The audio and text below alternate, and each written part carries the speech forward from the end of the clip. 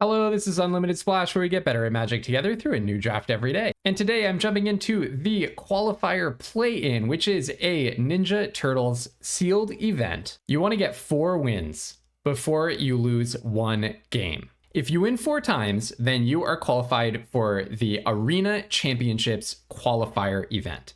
If you lose once, you are out. So a very, very punishing structure here. This might be a literally 1 game event, but I'm here for it. I'm 2 for 2 on these Turtles sealed events. I won 2 collector booster boxes out of 3 runs, and then I went 0-1 in the play booster box and kind of had enough of that. So this is definitely my send off to the format of Turtles sealed. Let's make it a good one. I'm only going to do 1 bullet, 1 go. So I really hope that I can open some amazing cards here.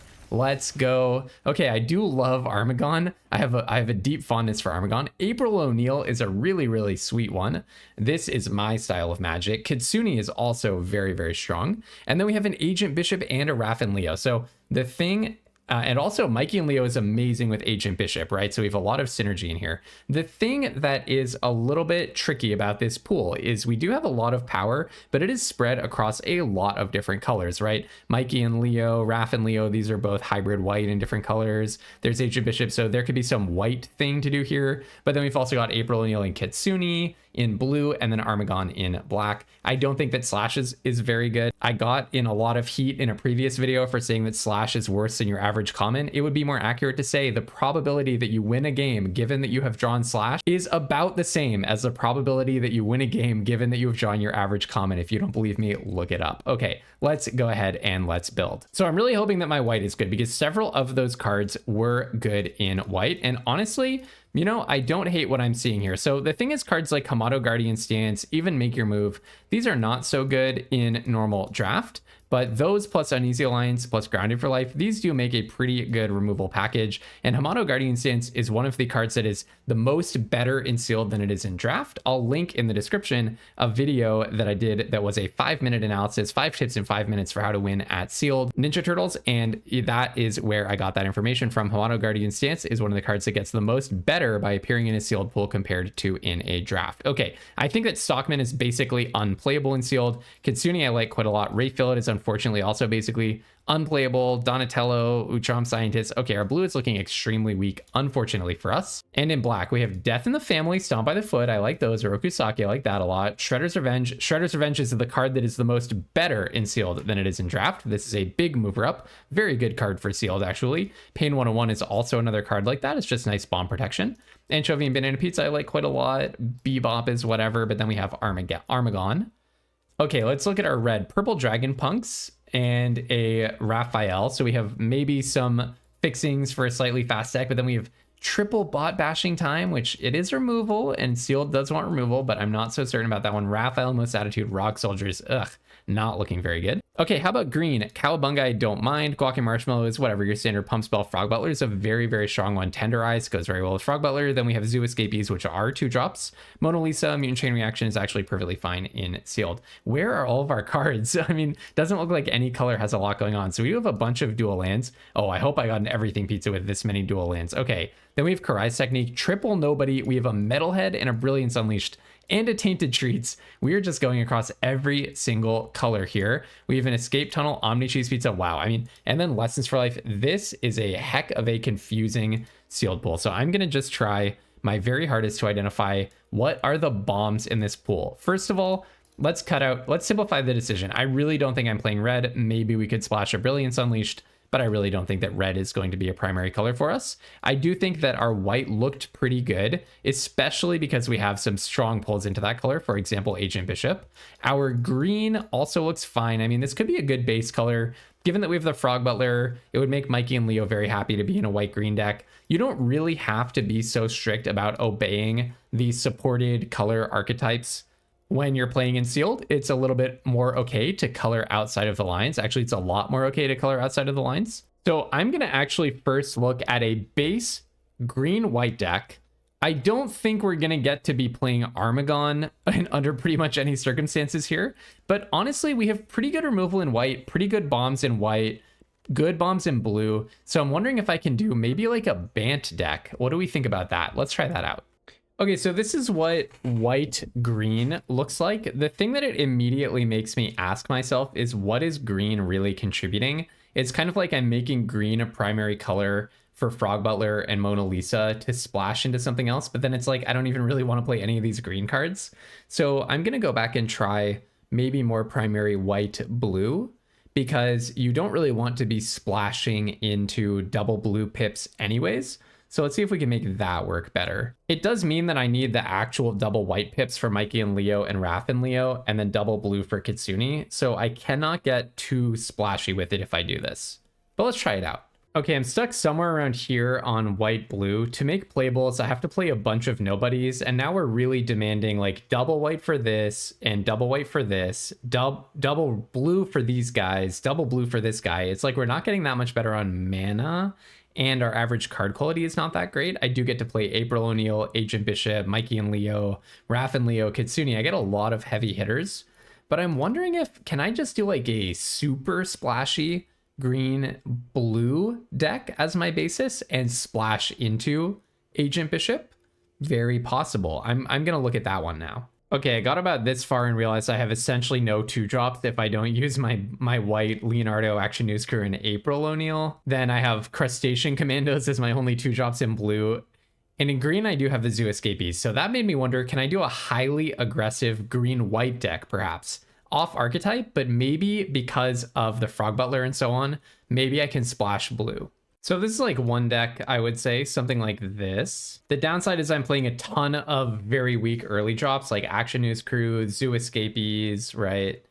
Slithering Cryptid's probably not that good. The idea, and I wouldn't be playing 3 islands, I have, you know, better mana than that. I could play Mutant Town and Escape Tunnel and 1 island, and I have the Frog Butler and Mona Lisa. I would be able to splash April O'Neil. I don't think that I would try to splash the double blue Kitsune. But basically the issue is I'm playing a lot of clunkers here, right?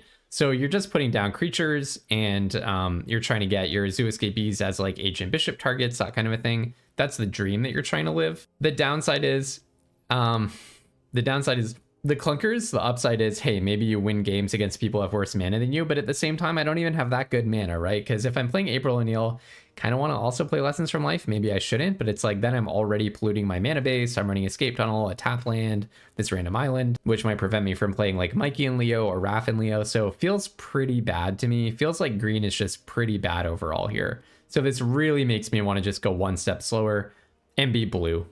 So this is a really awkward curve, a pretty slow deck.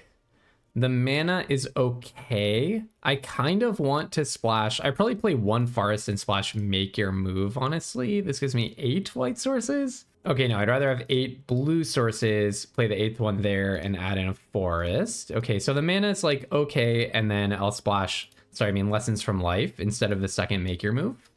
Make Your Move is perfectly fine. It's just, it is definitely a card that gets worse in multiples. Like, can you imagine playing against someone who doesn't have an artifact or an enchantment and 2 3-power creatures, and you're looking at 2 Make Your Moves in your hand?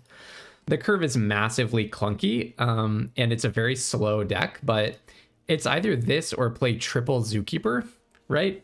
Or Zoo Escapees. I think I'd rather just be 1 step slower in Sealed and just hope that my power wins out. I do get to play a bunch of bombs. I mean, if you just use this as a simple heuristic, the only rares and mythics that I'm leaving on the sideboard, Leonardo's Technique, which I don't think I can play, Armagon, which again, like my black was just so weak, I really don't think it's a possibility for me. And then Slash, and we just won't talk about Slash again. I've learned my lesson. Okay. And then, yeah, we've pretty much exhausted all of our white and blue. I don't think we can get super splashy with it because we don't really have a reason to. Like, I could try to play a 4-color deck where I'm bringing in like Brilliance Unleashed, Tainted Treats, maybe Karai's Technique, maybe I play the Slash, maybe I play Armagon, you know, like really do an unlimited splash, me style. And I guess I would have like a green-black basis for that, get to play Death in the Family, Stomp by the Foot, Anchovy, so get pretty good removal, plus Armagon, play the Frog Butler, play Mona Lisa.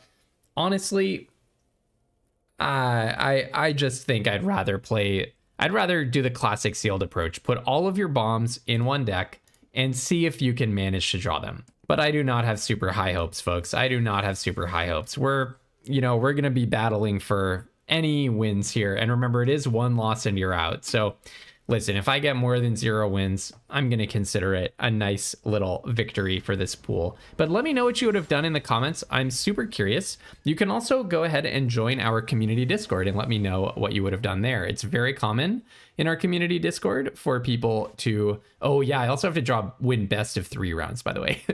I guess I keep this one. It's very common in our Discord for people to post their pools and talk about, you know, what cards they opened and say, hey, what would you do if you had this pool? And definitely, you know, that's something that it's good to be able to avail yourself of when you have a pool like this, where you just have absolutely no idea what you're supposed to be doing. I know what I'm not supposed to be doing. There's a lot of things that I'm not supposed to be doing, but I have no idea what I am supposed to be doing. Okay, here, I think I might... Let's see. I actually kind of like the idea of playing the Slither Encrypted, because if I play the Nobody and they remove it, then I don't get to play Donatello next turn and draw. I think it's better to just not exactly guarantee myself the draw, but pretty much guarantee, because I highly doubt they're going to destroy my mutagen token here. Turncoat Kunoichi, yeah, so if that had gotten Nobody, although it's until this leaves a battlefield, yeah, okay. So I'll go ahead and just play my Donatello. Lessons from Life is looking pretty bad, I will say. Okay, Leonardo is fine. So we'll see how good Hamato Guardian Stance is. Apparently it's like actually a solid card in Arena Directs for whatever reason. And then into Sally Pride. Okay, what was this curve out? Look, I don't like my pool, but my opponent just went turn 2 Master Foundry, one of the top commons in the format, into Turncoat Kunoichi, one of the top rares in the format, into Sally Pride, the top rare in the format. So, okay, this is going to be an uphill battle. Okay, so when it attacks, put a +1/+1 counter on each creature you control. Good to know, good to know. So what I want to do is, when this enters, I can exchange control of creatures controlled by different players. I think I'm going to play my Leonardo out. I'm going to play my Nobody. And then my plan is next turn, I'm going to Kitsune and see if I can gain control of that Sally Pride. And we can put this Nobody right on the bottom. Lessons from Life is looking pretty bad, I must say. So hopefully they don't get an attack in with Sally Pride, hopefully. But we'll see. I mean, I have multiple layers of double blockers. If they do attack with Sally Pride, I'll just take it because I want their Sally Pride. I also have Hamato Guardian Stance if I double block and they try to remove something. But again, I want to kill their other stuff and let them have their Sally Pride. By the way, they can shoot something with Master Foundry to deal 3 damage. So Hamato Guardian Stance, yeah, I guess I can see why it's good in Sealed. It just hasn't performed well at all in draft. Go Ninja Go. Exile a creature you control. Wait, so hold on. When it enters, you make another 2 creatures. It deals damage equal to the greatest power among creatures you control. So let's make this have 4 toughness until end of turn. I think April O'Neil can probably go straight to the bottom. And then you deal 3 damage to my guy. Right? Yep. Now you don't get to attack. All right, so I'm going to go ahead and play a Kitsune. And then I'll give you the guy that I just saved in exchange for Sally Pride. I think you can have my Leonardo, right? It gains first strike. You can actually activate the first strike. Is that relevant? Maybe I'd rather that they get my Nobody. Is a 2/1 first strike, optional first strike, better than a 3/2 artifact? Nah, because that thing's going to be a 4/3. Well, actually, you know, the first strike is actually really nice, isn't it? I think I'll give them the Nobody. I will take that action. Sally Pride has Summoning Sickness still because they just essentially just played it. So they do get a turn to kill Sally Pride, but they don't have that face up, right? The Master Foundry deals 3 damage. Grounded for Life on Kitsune, not on Sally Pride. Now that is interesting because it wasn't going to deal combat damage to them anytime soon. Forest is an amazing draw, isn't it? All right, I'm going to go ahead and draw 3. 1, 2, 3. Okay, that makes me not want to attack with Sally Pride. I was about to attack with Sally Pride. That makes me not want to do it. They didn't evince the ability to kill Sally Pride. And it's like, you know, even if you can kill... So what I really want to do now is hop the Sally Pride. I can do that with High Flying Ace, but I can also do it with the Hamato Guardian Stance. I would like to play Jenica, hop the Sally Pride and attack, and try to get a bunch of counters on stuff. That would be the dream. Oh, my deck's kind of doing its thing. Who knows if I'm going to win this, but the fact that I'm even like at all going toe-to-toe against the Turncoat Kunoichi Sally Pride curve out, that makes me pretty proud. Okay, Agent Bishop, hello, sir. Hello, sir. Okay, so what if we go... Do I even want to do that, or do I just want to play Jenica and get a bunch of cards? Kind of just want to start with Jenica, because I really like this idea of let's jump the Sally Pride and attack. I kind of like this idea. I feel like it's going to be pretty hard to defeat me. Oh, okay, Mikey and Leo after the Agent Bishop. Let's go. My deck is doing more than I expected it to. Okay. Yeah, this is like a pretty good board, isn't it? Now, do I pop? No, I don't pop my mutagen, because if they kill Agent Bishop, the mutagen is going to be a way to activate Mikey and Leo, so it just gets better with time. Yeah, okay, so the Lessons from Life was looking pretty good. This, by the way, let's see. So until it leaves the battlefield, it's going to come back under their control. So maybe their idea is to kill henchbots. This is a terrible card in Sealed. A terrible card in Sealed. But, you know, they're making it work. What can I say? So here I'm going to play Agent Bishop for 1/1 and 1. Play the Agent Bishop. Then I'm going to play a Mikey and Dawn. Or Mikey and Leo, I mean. I should have tapped the green, technically, because I could draw a card. And I have, like, nothing else for green mana in my deck, pretty much. But okay, now I think I'll put a counter on Leonardo, and maybe I put a counter on the token. Should I just attack with the token? Basically, their henchbots is going to get to... I really wonder if they're going to sacrifice the henchbots somehow. Their henchbots could block and give them their Sally Pride back is the issue, right? So maybe I should have Uneasy Alliance the henchbots before anything else now that I think about it. Okay, no, that was probably a blunder, actually. But let's play it cool here.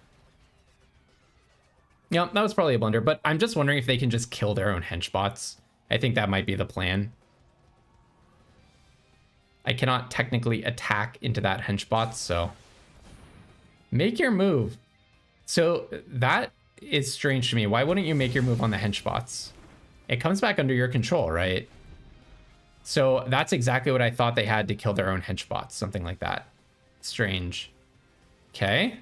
I wonder if they're going to attack here. Because I'm representing enough to win in the long run, presumably, right? Okay, so I'm going to Uneasy Alliance the henchbots before combat. Actually, okay, first, let's not be silly. First, I'm going to play a Omni Cheese Pizza, just to draw. Wow, what a game. What a game this has been. Okay, not really what I want to see. Put this on the henchbots. If they're going to kill it, then they're going to kill it. So, you know, and then it's so bad for me that... I mean, it's not like I lose against Sally Pride. They get 2 more tokens, and it's really hard for them to attack. But I don't want them to have a Sally Pride if I can possibly help it, right? All right, and let's go next. I'm going to keep stacking this guy up because making it really enormous and first strikey sounds good for me. Killing Agent Bishop? This doesn't make sense. Why would you pass to let me do that? Why would you pass to attackers and let me do that? Then kill Agent Bishop? And then not kill Mikey and Leo, which is the thing that's drawing me the cards. I don't understand that at all. Oh, April O'Neil, hello. Okay, now maybe I attack for 5 because these guys are not getting any bigger. Just try to get them to start blocking. Yeah, I mean, I think I shouldn't get too silly with this. Let's go in for 5. Let's go in for 5. They can double block. I just kind of want to start simplifying the board state. Because, especially with April O'Neil, I feel pretty favored in the long run. Now I get to draw 3 cards. Whoa, did I really play 3 different types of things?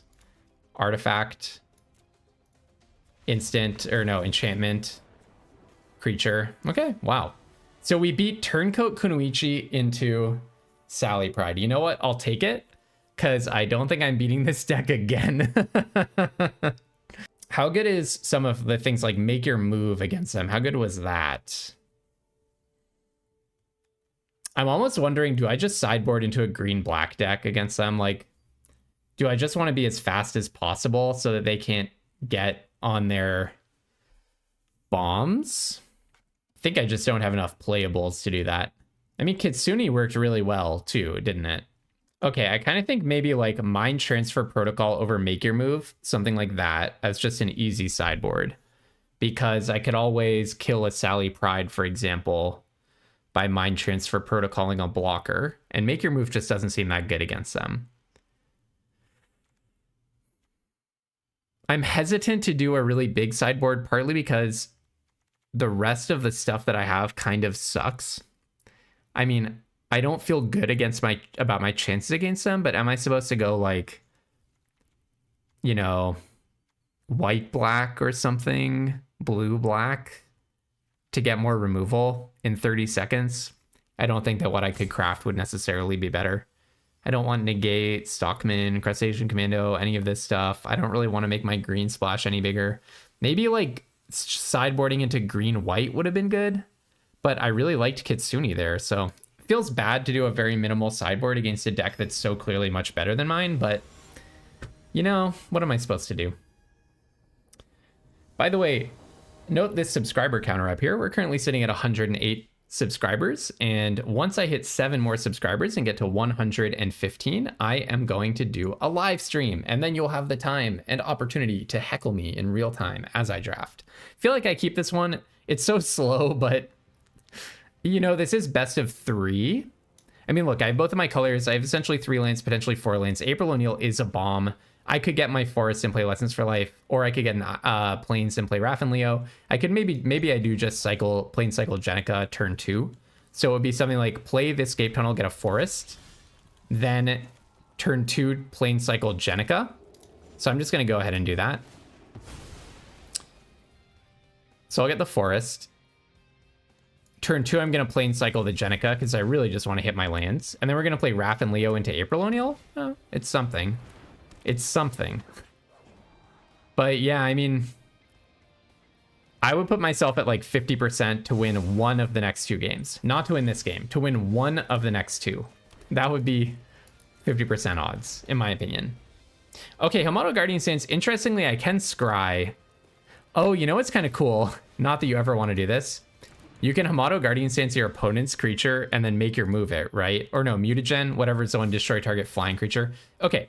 When a creature leaves the battlefield, you gain 2. When you cast a spell, put a +1 counter on each creature you control. Yeah, this is really tough because creatures with power 3 or greater can't block this one. So I actually need like a proper removal spell against it. Or I just need to outrace them somehow. So let's work on outracing them. So let's go ahead and play. I think it's best to just play Raph and Leo. Hopefully any removal that's going to be directed at anyone will be directed at Raph and Leo, and then I can play April O'Neil Hacktivist. But yeah, I mean, this thing becomes a 4/4, then a 5/5, then a 6/6, which can only be chump blocked. That's an issue, right? I guess I can work on building up to double blocking it. Yeah, I mean, this is a really nice combo from the opponent. Tenderize, sure. It happens. Now I'm going to take 5 damage next turn, and I can't even block with April O'Neil. Yeah, that's a minor issue. But I'm definitely going to play it. I mean, I just need to find options here. Oh, Metalhead. That's a good draw. Also, this double triggers April O'Neil because it's both an artifact and a creature. Okay, if anything was going to give me a hope, it's Metalhead.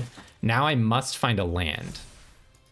I do have 1 turn before I die, I guess. Oh, that's not the land I'm talking about, you guys.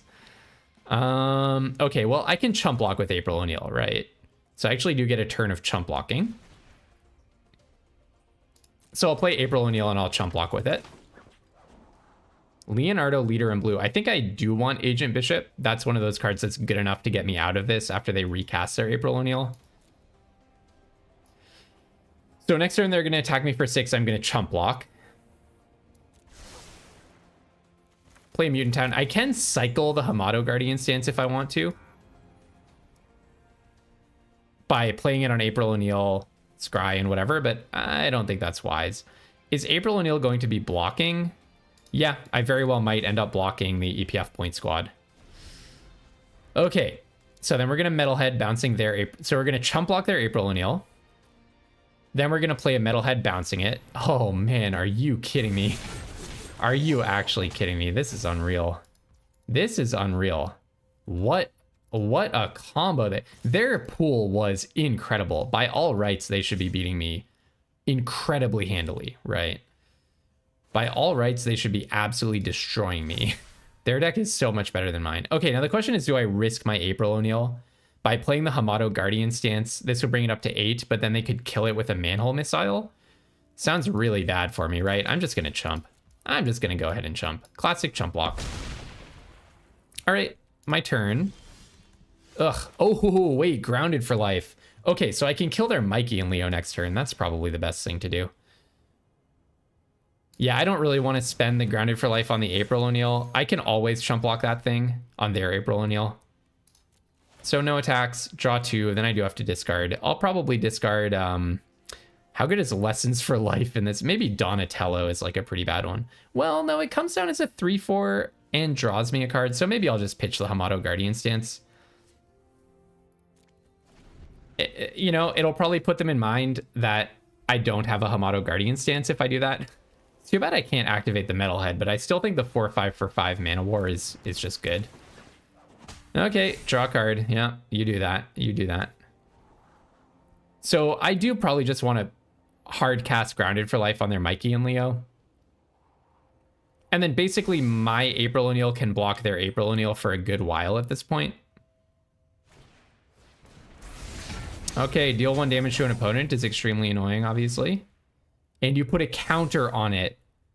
I didn't see that coming. I somehow didn't notice that they would get that many counters. Can I pot? I think I just have to chump, don't I? Wow, this is so bad. So I can't even kill that, right? I don't think I could take 9. I would be so low, it's just game over, right? So maybe now I grounded for life EPF point squad. Ugh, this is so terrible. I don't know, do I just like not do anything to conceal my deck at this point? Because I'm just getting totally destroyed. Nah, I think I let them have their Mikey and Leo fun. So let's destroy that thing. They're going to get to draw a lot of cards, and that's how this goes. But I could always play my Agent Bishop, and then I'm getting to like be blocking and stuff. Like I have a 2/3 blocker and a 2/6 blocker. That's probably good, right? And I can protect them with the Hamato Guardian stance. I don't hate that. This April O'Neil has drawn like half my deck at this point. No attacks, and I have no idea how I would ever end up winning this game, but I can at least imagine almost stabilizing. The only thing is their April O'Neil, the ability on April O'Neil is so good. The fact that they get to just keep attacking me forever. So hopefully I can pull off a good block here. Suppose that they attack with their April O'Neil as a 3/3. I can attempt a Hamato Guardian stance on my April O'Neil or on my Agent Bishop. Not sure which one I'd rather die. Oh, yes, level it up. Oh, nice. Okay, I like that a lot because that means that they don't have combat trick mana. Okay. Okay, they're not going to attack me. Yeah, because I could also double block their April O'Neil and kill it, so that does make sense. Okay, let's open. Oh, no, I lost my artifact, so I can't do that anymore. Okay, so maybe I just do a High Flying Ace Action News Crew. I can always play an extra planes and hold up Hamato Guardian stance. Kind of sounds good. At least that puts me in a position where I can imagine like what it would look like for me to win. So I'll play the High Flying Ace. Play the Action News Crew. There's not that much more to do that's like mana efficient. I don't think I'm ever especially going to want to discard Action News Crew. I guess Lessons from Life is not very good for me, is it? Okay, and then I'll put a counter here and maybe put a counter on the News Crew. It's the most likely one to get into combat. I like having a counter on High Flying Ace because that ace has to start attacking if I'm ever going to get anything done in my life. We're both drawing our entire deck and putting counters on everything. This is being sweet magic. Like this was worth my gems. Just playing this match was worth my gems. I'm having fun. Super interesting games. A lot of decisions going on. Okay, you're playing Slash. The Slash lovers of the world are now going to mock me for how the Slash is going to make some tokens and kill me because of Raphael. I still have blockers for April O'Neil. If I keep 2/2 creatures, then I can always double block April O'Neil. So that's good. I mean, I'm almost getting decked. That's the funny thing. Oh, locking down Slash, you say, and drawing 2 cards. I mean, I'm almost, and I hate to say this, like, this is something that's very painful for me to say. I'm almost drawing too many cards. I could play Donatello and draw more cards. Kind of like it, but I think let's play Raph and Mikey and draw, oh yeah, even more cards.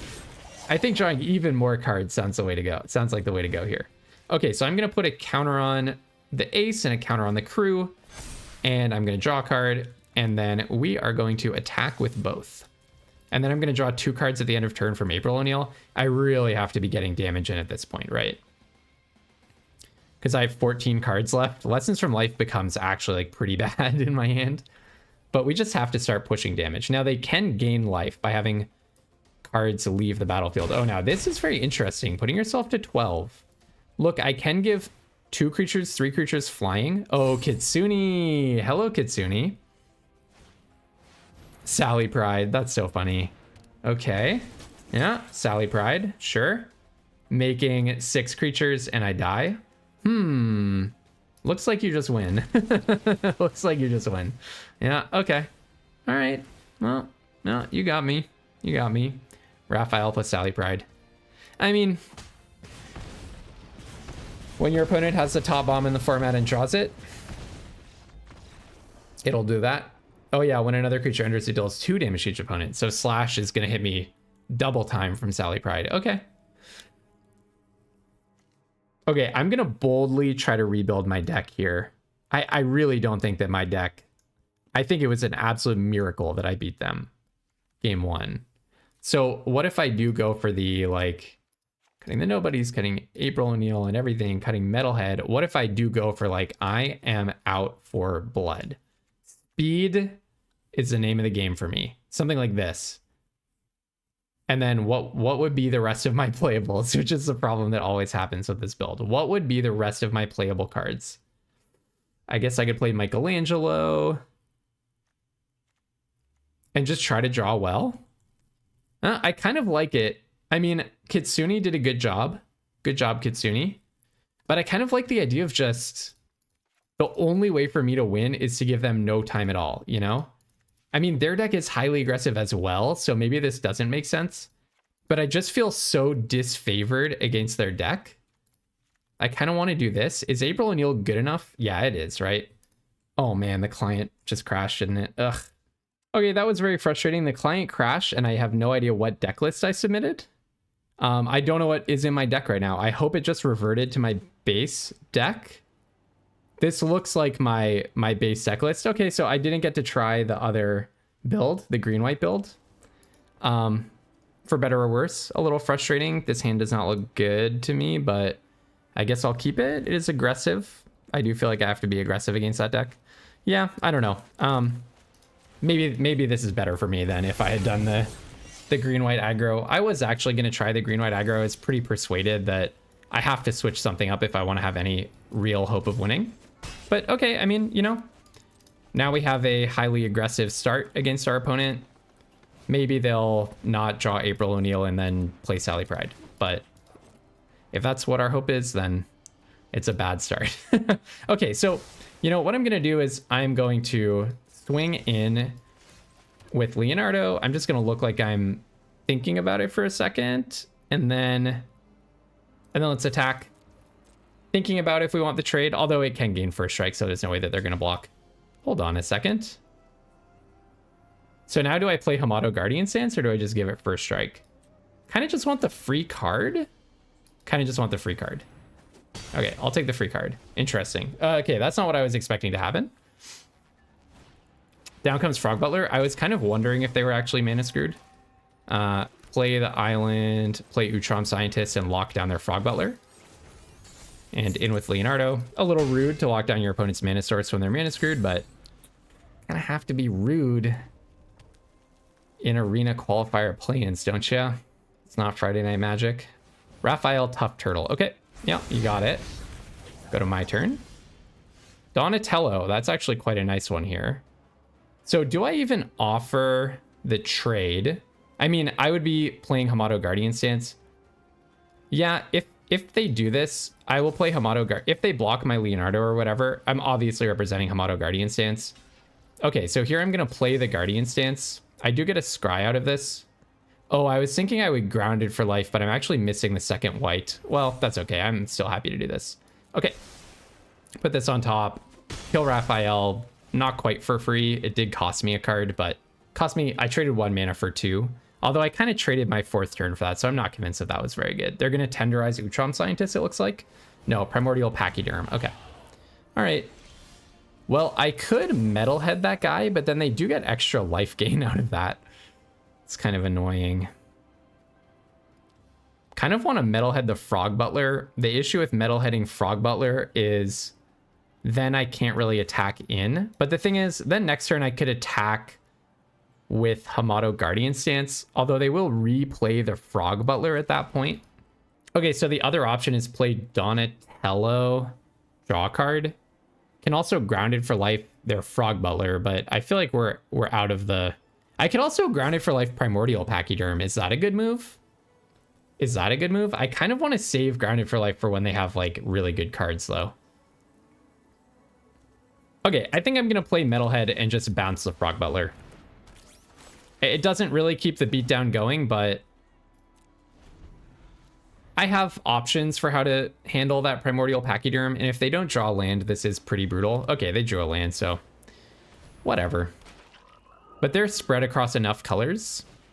I'm just giving them way too many turns here is the issue. I feel pretty sad. Oh, Kitsune. Hello, Kitsune. Okay, so let's start with... feel sad about how many turns I'm giving them, but okay, I'm just going to start with Donatello. And if I can get Kitsune, that's like all the bomb protection that I need. Very good. So I can play this card. Now, I don't really want to play Metalhead and get it eaten by a Frog Butler, do I? So maybe next turn I can do like Kitsune, steal something. Maybe they tap their Frog Butler and I get to destroy it, or I get to attack past it, something like that. I can also hop Metalhead and make a pretty good attack. I mean, am I happy to just trade Metalhead for the Frog Butler, actually? It might be the case. Because then Donatello can attack through the Pachyderm using the Hamato Guardian Stance. Or I can just steal the Pachyderm. Yeah, let's see if they even want to make that trade. I'm going to go in with Metalhead. If they block with Frog Butler, I think that's actually fair enough. Okay, yeah. I thought they might not want to. And because I'm representing Hamato Guardian Stance, they could not block with Primordial Pachyderm. I wonder if they're going to Sally Pride here. Interesting, interesting, interesting. They can also do 3 damage to something if they want to, so it makes the Guardian Stance a little worse. Henchbots. Okay, I don't hate that. I hope they lock up something that has a good ETB. Yeah, that's what I'm talking about. Not complaining about that. Go to my turn. Okay, so I could steal something. Like, imagine if I just steal the Pachyderm and give them Utrom Scientists, let's say. What if I just do that? Steal the Pachyderm and give them Utrom Scientists. And then I get to attack with basically everything. That sounds pretty good, doesn't it? That sounds pretty good. Maybe I don't attack with Leonardo in that situation. Then if they play something good, I can kill their henchbots with my Grounded for Life. So I want your Pachyderm. You may have Utrom Scientists. I think that sounds fair. I think that sounds like a fair trade, right? It's a fair exchange. Manhole missiling the Utrom Scientists. Okay.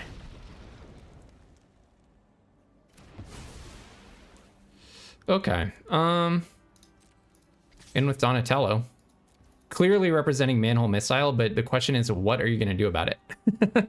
What are you going to do about it, my friend? All right. Now I can always hop Kitsune using Hamato Guardian Stance. That's pretty cool. And attack and get another exchange in. Oh, they have a Grounded for Life. Okay. Yeah, nothing I can do about that. Nothing I can do about that. All right. It still took 2 removal spells. That's why Kitsune is so good. So here I think I'm going to pop this Henchbots. Pop the Henchbots.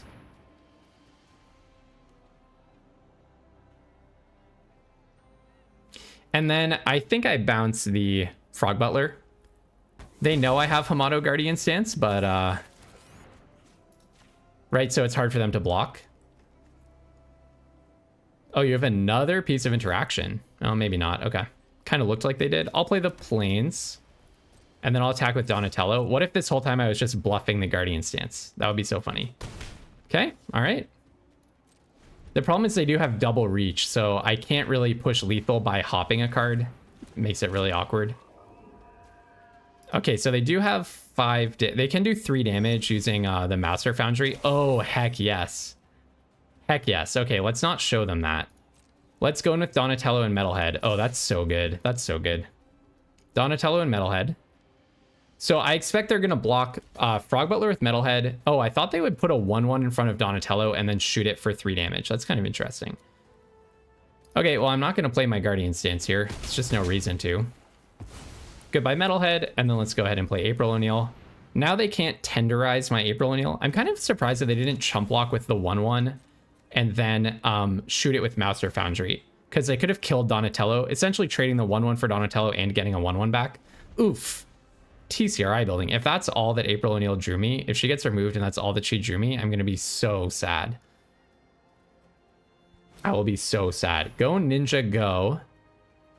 Well, I will definitely play my Hamato Guardian stance. Wait, but let's see. So you flicker it, and then, I assume, and then it deals damage? Well, I'm just going to buff this guy. And it's this thing dealing damage. It's not some death touch trick or anything here, is there? Yeah, I don't think so. I think we're in the clear. Would have been nice to play this during my turn, but okay, we get a scry. It's all well and good. Would have been nice to play it during my turn. Would have been nice to get some flying damage out of that, but if that's what it takes to... I mean, now they can pop their Master Foundry, it's true. But they don't get to, like, kill April O'Neil with Master Foundry or whatever. And I did get an Plains off the top of my library. Okay, good. It's something... I was just going to say, like, if this is anything that I can play, then I get a card back for it.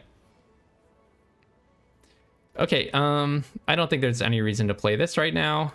My Metalhead is gone anyways, unfortunately, so we'll get a card back.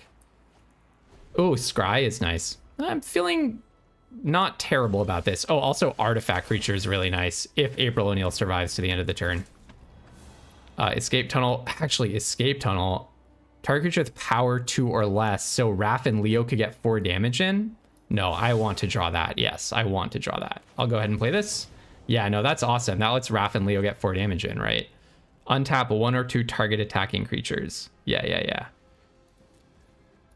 I can't attack just yet, but well, April O'Neil's doing the job, and then Agent Bishop. So I think the way this works, I actually can win next turn, right? Depending on what they have in their hand, but I'm pretty sure. I'm definitely going to go for it. So Agent Bishop. Play this. I'm going to sack this and make this guy unblockable. And then we go to combat, put a counter on it. It gets 2 attacks, and I believe we win. Yep. Wow, I can't believe I got there. My scrappy little blue-white deck against the Sally Pride Turncoat Kunoichi Curve Out. Yeah, I would be tilted if I had their pool and their draws game 1 and ended up falling to little old me. So hey, we already get back half of our gems. All right, on to the next one. Very pleased to get back half of my gems with this pool. That's what I said the goal was, just 1 win, and I'm going to consider it a pretty nice result for these cards. Once again, I love playing in high-level events. I really do try hard to talk through all of my decisions. Hey, sometimes I screw things up, don't we all? But that's just Magic cards. And sometimes I get Mikey and Leo into Agent Bishop. And I show you the bad runs as well as the good ones. You can see my Winabox run from yesterday. That's no joke. That was a bad run. That was a bad run. So hopefully this one will turn out a little better for us if we can just draw 1 land. But if all that sounds cool to you, do go ahead and subscribe to the channel. I do post a new draft video every single day. Weathermaker, okay. Phew, we got there on the lands. Holy smokes, I was really nervous that it wouldn't happen for us. All right, counter, draw a card. And I attack. Okay, now this turned out to be a pretty nice curve out. It was looking sketchy for a while there. Turned out to be a nice one. I do also have Make Your Move for that Weathermaker. But these guys are also about to be out of Weathermaker range. We are in the 1-0 bracket now, so, you know, the decks are going to get better and better as we play, aren't they? What are we playing? What are we landing here? Metalhead. Okay, well, that's a good one, but at the same time, I do have a Make Your Move for it. It is going to eat my whole turn, but I think I'm just going to get rid of that guy, right? Well, maybe. I mean, can't I just play Agent Bishop and be like, what do I care? Draw a card back? That kind of sounds good, doesn't it? then I get a land, and then I get to play Make Your Move next turn. It's not like they have Tenderize. It's not like this gives them access to Tenderize or anything, right? So yeah, kind of like the idea of let's just draw another card. Ugh, ugly, ugly, ugly, ugly. I was really hoping it would be a land when I said all of that. I actually should have left a Plains on tap. That was a blunder. And I was really hoping that I would draw a basic land and play it, and then play April O'Neil or Action News Crew. Okay, you can tap my stuff. That's fine. They can activate their Metalhead if they want to. So they're on a, is it deck Weather Makering and Sewer Valence Camming. In they go for 4, no blocks. Makes sense. I mean, the way that they win is by being aggressive. Note that this does deal 3 damage to any target, not just a creature. Not just a creature. Okay, they're hoping to draw a land, I guess.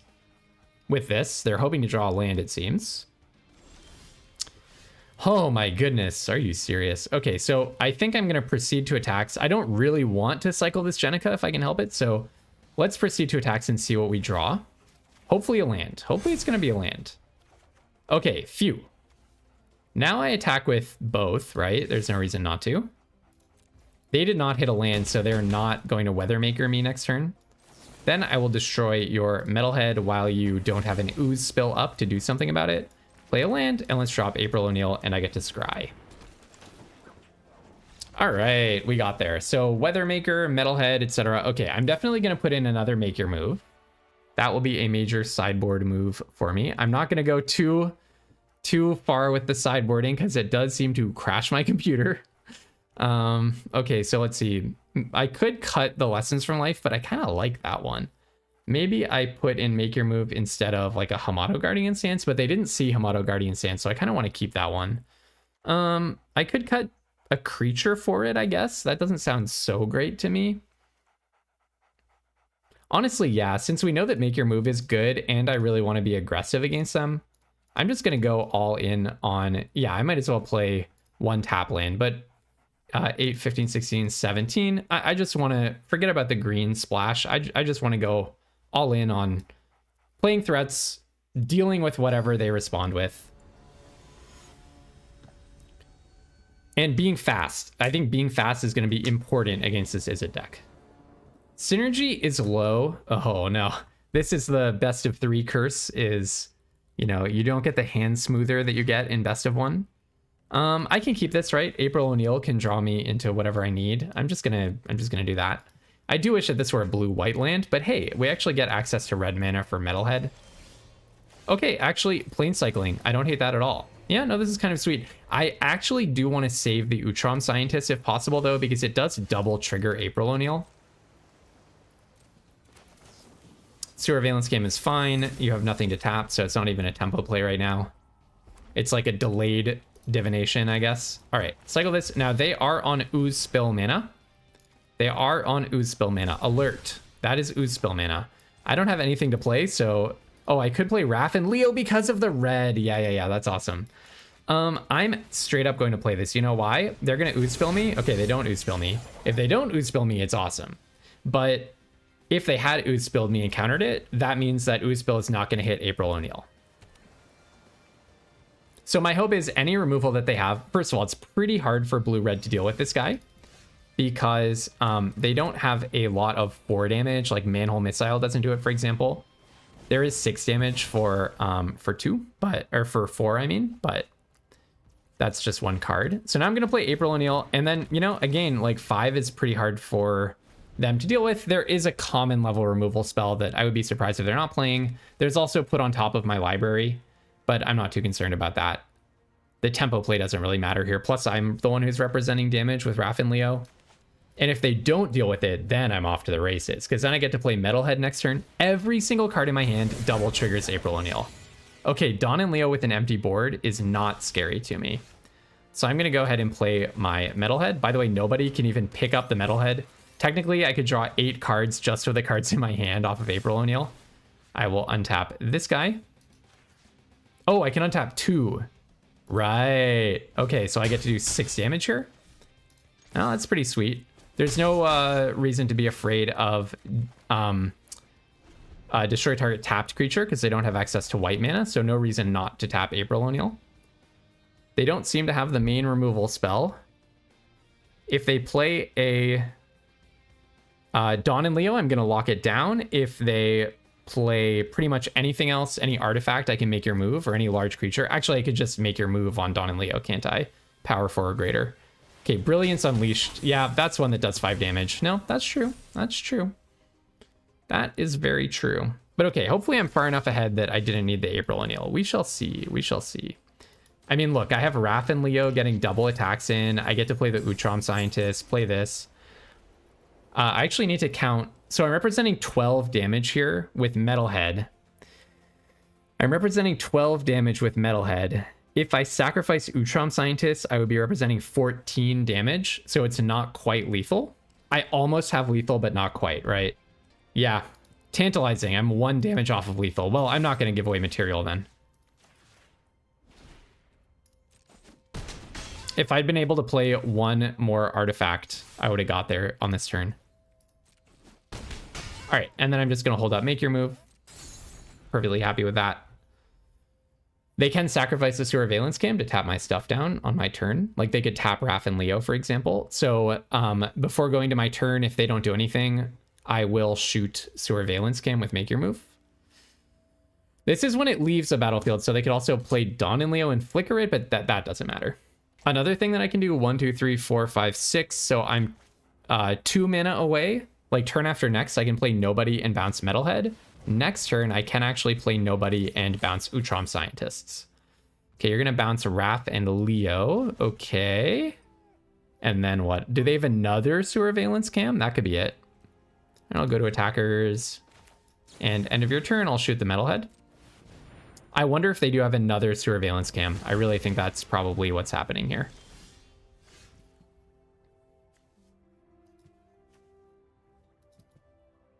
Okay, yeah, I'll just go in with both. Okay. Okay, it was not another Surveillance Cam. All right, GG's. Hey, we got 2 wins with this pool. Oh, I'm feeling good about that. I'm feeling good about that. I mean, look, my pool has some power, and I have drawn well in several places. Like, finding that Kitsune to answer the Sally Pride, for example, in that game 1, that was totally crucial. Hey, we just made a gem profit. Look at that, you guys. That's awesome. Can't believe I made a gem profit with this pool. Really, really happy with that.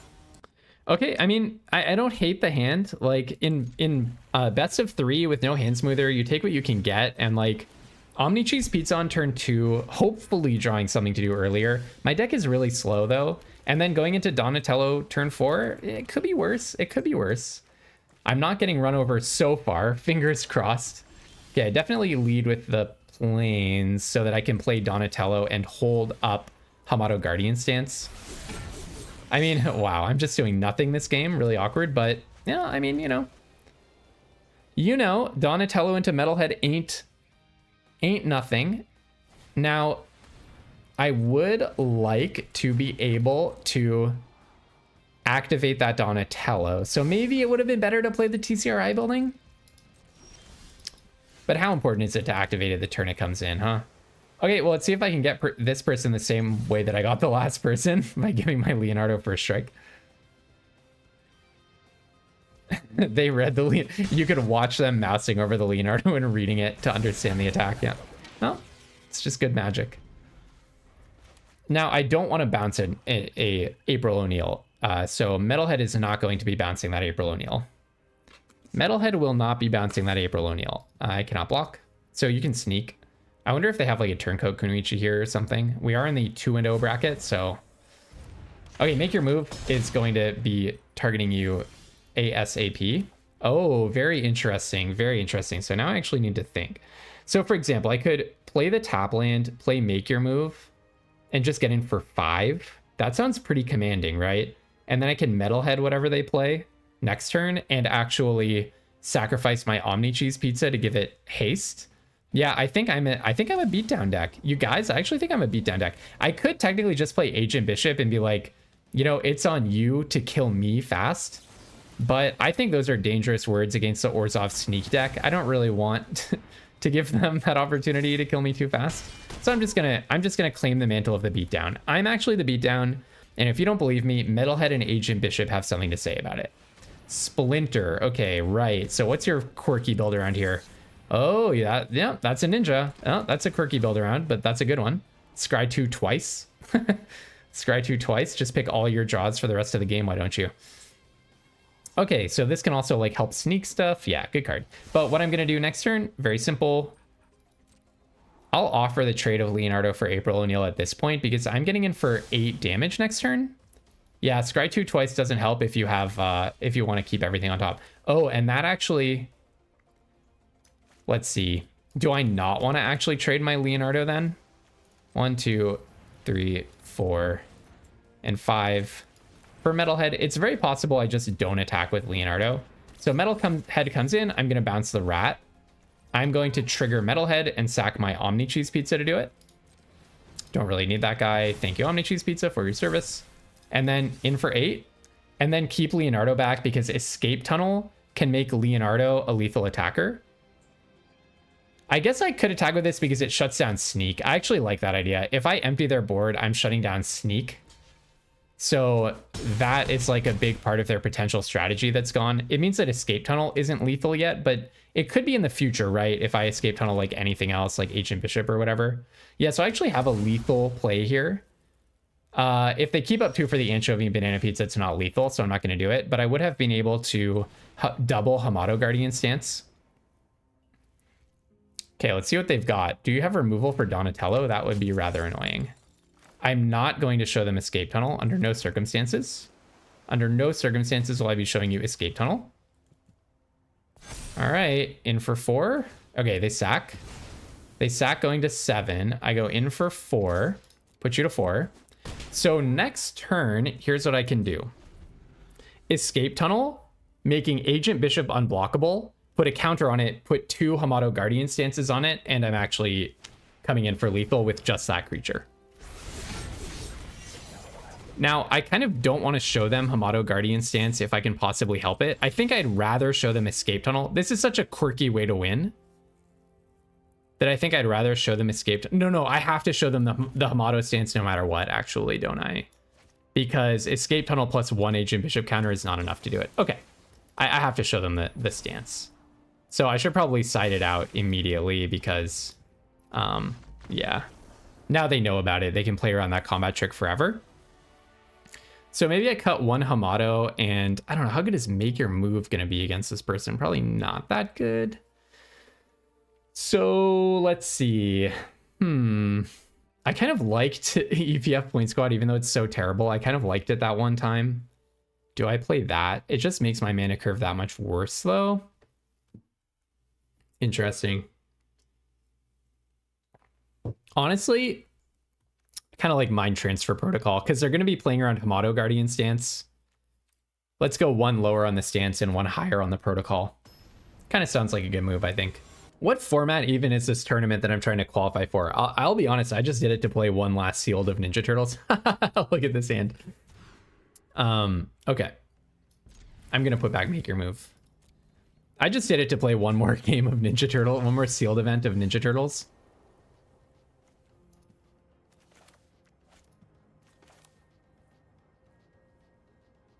This is interesting. So I think I'm gonna go for a forest here, just in case I draw my green card. Also, technically, the other good thing about a forest is if I draw my green-white hybrid card, I could play it. Okay, hey, Action New Screw. Yeah, no, don't mind the 2/2 vigilance here. Yeah, it's pretty good. Pretty good at shutting down sneak ideas. Oh, you're gonna -2/-2 it? Sure. Oh, Death in the Family, even better. That could have hit Raph and Leo. Okay. All right, I'll go ahead and play Raph and Leo. Oh, no. Slither Encrypted so that next turn I can play Donatello and draw a card. I'd rather run out Donatello while they still might have their opening hand removal over playing April O'Neil, right? Are you a ninja? Okay, thank goodness. Thank you for not being a ninja. Thank you for not being a ninja. So I am going to take damage here. I'm going to take a chunk of damage against this silly Eastwind avatar. Mighty Mutanimals, that's why you're in the 3-1, or 2-0, I mean, 3-1. That's why you're in the 2-0. bracket. You're not a ninja, are you? Okay, at least nobody's a ninja. Wow. No, I'm pretty much lost. Okay, so I definitely should be playing Make Your Moves. It was a mistake to sideboard those out. I didn't really know what I was doing. Okay, yeah, I mean, I don't have attacks. So let's try to draw Make Your Move. Okay, we did find our green card. Yeah, I mean, that could find me Make Your Move, right? I'm gonna take some pain before it happens. Oh no, Mechanized Ninja Cavalry. Yeah, Mighty Mutanimals is definitely a total feels bad, isn't it? Well, hey, if this is how we go down, look, we do have another game loss to give. Now we know what they're going for. And look, I didn't get any Mighty Mutanimals in my pool. What I'm going for is a trillion times jankier, so they're attacking for 8 in the air. That's so funny. All right, no, it was a mistake to ever take out the Make Your Moves. Oh, and they can make something unblockable as well. Agent Bishop. Yeah, okay. I don't know if I'm gonna take 8 next turn. I might just do Lessons for Life. Maybe I can draw Destroy Target. Oh, Uneasy Alliance. Yeah, okay. Okay, all right. Lock this guy down. And I don't know, maybe I can survive one more turn. Maybe I can survive one more turn. Jenica, all right. Yeah. This is so funny. Mighty Mutanimals. Yeah, that's a card I will not miss playing against. That is a card I will not miss playing against. But look at this. I mean, I might be about to die. They can make their ninjas unblockable. Oh, wait, no, they don't have access to blue mana. Never mind. They can't do that. Still, I might be about to die. Like, suppose they just play like a creature. What happens if they attack with everything? 1, 2, 3, 4, 5. Or 4 creatures get through having my life total. Yeah, doesn't look great for me. Next turn I can play 1, 2, 3, 4, 5, 6, 7, 8, 9. Sorry, 7, 8 mana, I mean, at my disposal. So I could play like Agent Bishop. Yeah, this is what I was afraid of. So, okay, so something needs to block the Mutanimals. Probably block there and block here and take 5. I assume they have a sneak here. Now, can I double block Mutanimals? There's like no way, right? I don't know if that was the best possible blocks, but I feel like I'm just kind of trying to get info from them at this point. Shredder's Revenge on Yourself. Now that's interesting. Now that's very interesting. That feels like maybe I'm not lost completely. So can I go High Flying Ace plus Agent Bishop? I can only double spell, but I can't. I can double spell with Jenica, but then I can't keep anything up after that. And maybe I play Jenica. Okay, here's my game plan. Here's my game plan. Very simple plan. I'm gonna play Jenica. After they attack, I block, take 1. I can actually Mind Transfer Protocol to get like a surprise blocker. That's the idea. Mind Transfer Protocol to get a surprise blocker. That's my idea. Basically, I'm presuming... that's kind of a nice drop. I'm presuming that they have ways around whatever I'm doing here. Like they have a removal spell or something, and then they can make some attack. So then maybe Mind Transfer Protocol can just sort of take them by surprise. Like, look at this. Maybe I can block Mighty Mutanimals here. Something like that. So block there. Maybe I can block the Squirrelinoids with the 2/2. Maybe I can block like this, and block like that. Something like that. I wonder if I double block Splinter, but I'm assuming they have spot removal here. Oh, maybe not. This is interesting. Okay. I'm just assuming they're not getting blue mana. If they get blue mana, I'm in big trouble, but I don't think we've seen evidence of blue mana from them, have we? Oh, that guy's really good, yeah. That guy's a really good card. Okay, but hold on. Can I just like go nuts here? So something like play the land. Wow, this is really interesting. Play the land. I kind of want to play Mikey and Leo. I kind of want to just draw my whole deck here. Play Mikey and Leo. It's at the beginning of combat. Play Agent Bishop. Then play a Neutron Scientist. That's kind of what I want to do. So then do I first pass to attackers? I don't think so. Let's just lock that guy down. I don't think I pass to attackers first. Now I'm going to put a counter on maybe Donatello and Jenica, something like that. Draw card. Oh, Metalhead's a nice one. Attack, attack, attack. Now there is destroy target tap creature, but I don't care if you kill April O'Neil at this point. There could also destroy my uneasy thingy. Like that would be a way that I would get wrecked, but you can't play scared in a situation like this. Now, do I want to keep back a blocker for Splinter? Do I want to keep back a blocker for Splinter? Because I don't want to I don't want to block with Mike and Leo or Agent Bishop. Okay, maybe I'll actually hold back April O'Neil. No, April O'Neil is what makes this a 2-turn clock. No, because they're going to lose a life and then 2 life. So actually April O'Neil is not what makes this a 2-turn clock. Okay, draw 2. Am I going to deck myself? All right, just don't one-shot me here somehow, please. Oh, the Mighty Mutanimals was a big game, wasn't it? Kind of wish I could get my food. All right, April O'Neil. Okay, good so far. I do need to keep back something with power 2 to block that guy. Just don't make your move on my Uneasy Alliance. Just don't do that. Maybe I should have spent some mana like removing that last turn, but I kind of think I needed to become the beatdown. I've never even gotten to play my Raph and Leo. So funny. Okay, so they do actually get to draw whatever they put on top. Okay, so it really scares me that they put something on top. It really scares me that they put something on top because they're going to get to draw it. And you would only put something on top if it was going to win the game for you, right? You did not pay your sneak. You do not have make your move mana. Unless you pay a planes and destroy Uneasy Alliance. Okay, all right. All right then. So I kind of want to... I can play Metalhead and also play Leonardo. So can I win? I need to figure out if I can win. It's looking very winning. Basically, the idea is I play Metalhead.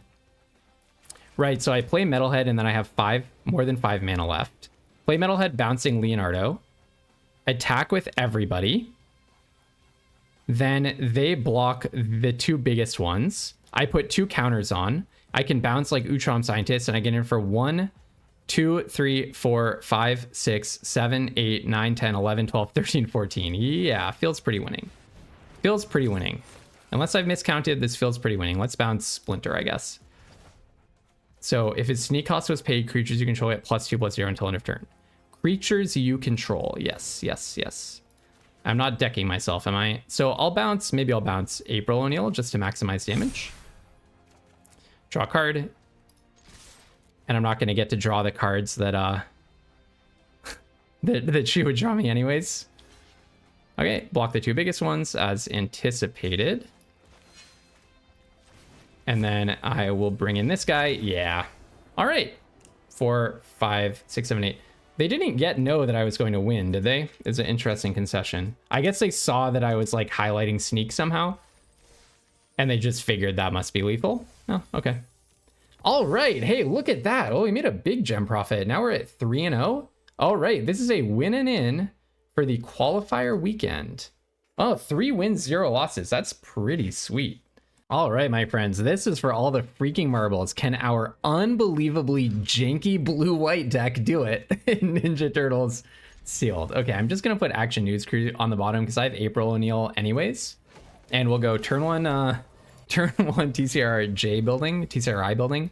I don't even feel like, normally in these situations, I feel genuinely like a little bit stressed out and nervous. I don't even feel that at all because this run has just been so implausible. I just feel like going with the flow. I think I can afford to, like, yeah, I think I can afford to put both lands on the bottom. Very glad that I got to. Because then I play nobody, like, it gets to scry. Oh, maybe I can pick up an April O'Neil with a Hamato Guardian stance here. I think I would do it. Would I? Yeah, I think I would. Yeah, my deck is just like, my pool is so bad and my deck is so like cobbled together and janky. Oh, actually, let's just go with Utrom Scientist and just try to be the beatdown. I have to assume everyone else's deck is way better than mine and just claim the mantle of beatdown forever.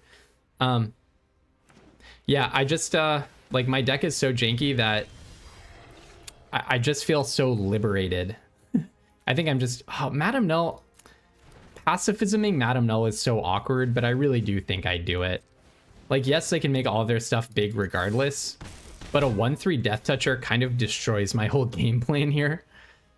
And it does mean that if I draw 2 more lands, I can remove it. Hopefully Omni Cheese Pizza and nobody help me out with that. I really do want to land this Omni Cheese Pizza so that I can pick it back up with nobody.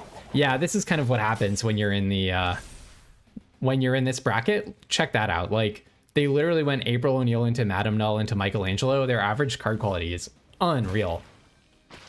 Not to complain or anything, it's just like that's what happens when you're at this level in an event like this. So I'm gonna go tap the plains and the island to play this. Kitsune, okay, hi Kitsune, yeah, no, I don't hate that. No attacks to be made, but hey, maybe one day you could be my Michelangelo. I really do want to play this Hamato Guardian stance and then nobody, because I really do want to be able to cast this Kitsune on turn 6. Turtle Lair, what does this do again? Is this mana fixing for turtles? That's cool. So if I draw a land here, I get to play nobody. Oh, I can pop the Omni Cheese Pizza. Okay, that's worth it for sure. That's worth it. I'm just gonna go ahead and do that immediately. Yeah, the nobody could have bounced the Omni Cheese Pizza and draw, but okay, and then I get my green sources. Sure. I mean, this is perfectly fine. Like, this gains me a little life. You know, I get to play this land as well, so now I can play Kitsune next turn. I think I'm not going to offer any trades. I want cards to spare. You know what I can do, which is so brutal? I can counter, I can give them April O'Neil. Oh, these guys all become 2/2s. Oh, that's really bad. 3/3s? Wait. Why? Oh, because an extra counter. Oh, I didn't even think of the synergy. I didn't even notice that happened to Michelangelo. No, I'm totally screwed, right? Because now it's not just a matter of... Now it's not just a matter of Michelangelo, so Kitsune doesn't really help. My idea was I could give them the April O'Neil, and then I would make them sacrifice one. That would have been sweet, but it's not happening. Yeah, no, the Madame Null, like, I don't know. I wish I'd had better removal for it. But, you know, I'm doing what I can in the context of my pool. Now, there's a question about, do I even show them the Kitsune? Like, maybe I'm so far behind I don't even show it to them. But I actually think I do, because I'm not dead next turn. Well, I'm pretty close to dead next turn, aren't I? I mean, the other thing I could do is, like, play High Flying Ace plus nobody. 1, 2, 3, 4, 5, 6, holding up Hamato Guardian stance. That might be better, because I don't hate showing them the Hamato Guardian stance, and this, it asks them to represent something else as well. So maybe I will get some more information out of this. Like the Kitsune will not save me, because I play Kitsune, trade them Utrom Scientist for a tap Michelangelo. Next turn they just attack with all of these. I can block 1, 3, 3, but then April O'Neil is getting through, and then what am I gonna do about that April O'Neil? And they also have an Utrom Scientist, so actually I would be dead, right? I would literally be dead on board. So that was not an option.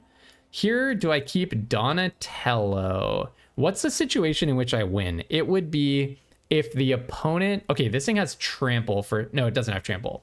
I thought something was giving something trample. Okay, never mind. So that means I can chump block this with the Utrom Scientist, block this down.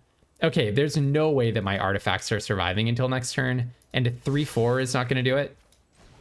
And I'm not going to play that next turn anyways. So let's play this. I will decide if I want to show them the Hamato Guardian stance. I don't think they know that I have it, because it could very well be that I'm just on full control. This is like this game is a win and in for a big event. So this would be the situation where someone would go into full control. But I cannot go to 1. If I go to 1, like, you know, April O'Neil becomes a must block, and so many cards can't block it.